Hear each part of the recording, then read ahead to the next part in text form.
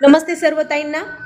तर आजची breaking news आणि सगळ्यात महत्त्वाची अत्यंत तातडीचा व्हिडिओ आहे आणि हा व्हिडिओ संपूर्ण महाराष्ट्रात लवकरात लवकर पाठवावा, कारण कालपासून संपूर्ण महाराष्ट्रातील अंगणवाडी सेविका आणि मदतनीस ताईंना तहसीलदारतर्फे निवडणूक आयोगातर्फे एक ऑर्डर करण्यात येत आहे आणि त्या अंतर्गत त्यांना बीएलओच्या ड्युट्या किंवा बीएलओच्या हाताखाली जे स्वयंसेवक सहाय्यक म्हणून काम करायचे आहे त्यासाठी सेविका आणि मदतनीसांच्या ऑर्डर काढल्या जात आहे। सदरच्या सेविका मदतनीस ताईंच्या कामाची, कार्यक्षेत्राची आणि नावाची माहिती ही आपल्या महिला बालकल्याण विभागातर्फे सीडीपीओ मार्फत मागवली जात आहे। त्या क्षेत्रातील अधिनिस्त अंगणवाडी सेविका आणि मदतनीस ताईंची माहिती मागून आपल्या ताईंना धडाधड तहसीलदारतर्फे निवडणुकीच्या बीएलओच्या आणि त्या बीएलओच्या हाताखाली जे स्वयंसेवक असतात, स्वयंसहाय्यक म्हणून नियुक्ती करण्यासाठी डायरेक्ट ऑर्डर काढण्यात येत आहे।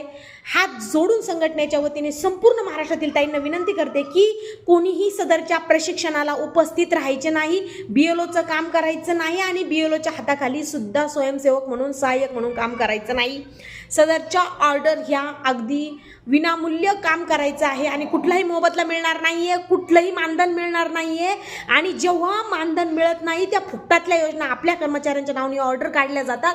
आपल्याकडे केंद्र शासनाचा GR आहे, आपल्याकडे कैलास पगारे साहेबांचं आयुक्तांचं पत्र आहे, आपल्याकडे महिला बालकल्याण मंत्री माननीय अदितीताई तटकरे यांच्या सहीचं पत्र आहे।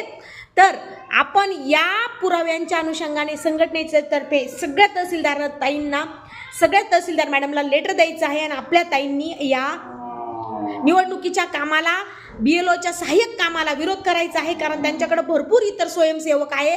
त्यामध्ये गावचे पोलीस पाटील असतील, आशा स्वयंसेविका असतील, ग्रामपंचायत लिपिक असेल, ग्रामपंचायत शिपाई असेल किंवा इतर गावातील जे काही संविधानिक पद त्यांनी दिलेली आहेत ते सगळे पद तिथं असतील।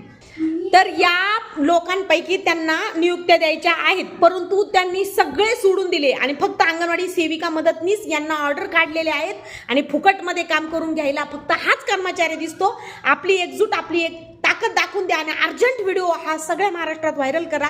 सगळ्या ताईंना विनंती आहे संघटनेतर्फे की कुणीही प्रशिक्षणाला जाऊ नका, कुणी कितीही दबाव टाकला तरी जाऊ नका। स्वतः DPO साहेबांनी सांगितलं आहे की तहसीलदार मॅडमकडे जाऊन आपला आयुक्तांचा GR आणि केंद्र शासनाचा GR, आयुक्तांचं पत्र हे सगळं त्यांना द्या आणि या कामाला स्पष्ट नकार द्या। त्यामुळे संघटना तुमच्या सोबत आहे, पण जर तुम्ही ट्रेनिंगला गेले, कामाला होकार दिला तर तुम्ही तुमच्या जबाबदारीवर काम करायचे, संघटनेच्या नावाने खडे फोडायचे नाही। माझं कर्तव्य होतं तुम्हाला सावधान करणं, बाकी निर्णय तुमच्या हातात आहे। आणि पटपट हा व्हिडिओ शेअर करा जेणेकरून कुणीही हे अतिरिक्त काम करायचं नाही। जय महाराष्ट्र।